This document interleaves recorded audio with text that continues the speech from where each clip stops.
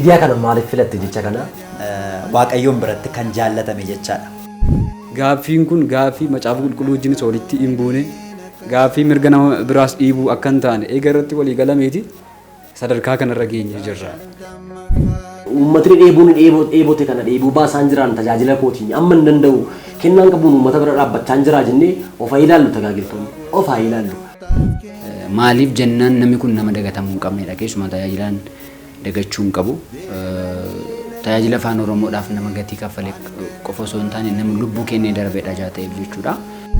Jireenyi keenya yookaan jireenyi tajaajila ammaaf jireenyi tajaajilaa yeroo si maal fakkaata garaagarummaan keenya maalidha? Walolii keenya yoo ta'uu baate malee qaama biraarraati dhiibbaan dhufu muraasadha.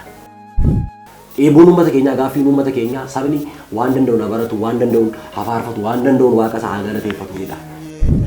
Agarsiisu promooshinii waan ta'e agarsiisanii miidiyaadhaaf agarsiisanii qindaasa yoo ta'es bakkuma tokkotti waraabameeti tajaajila afaan Oromoo jira kan jedhudha yeroo baay'ee jecha yoo fudhattee taate.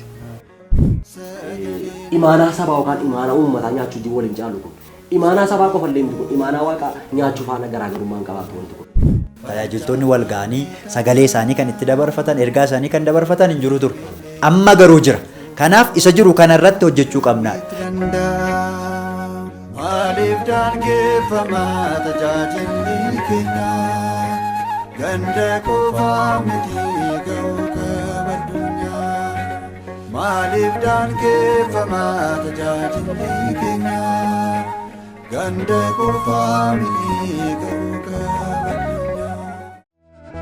Ididiyaadha galanni keenya ulfina isaatiif kan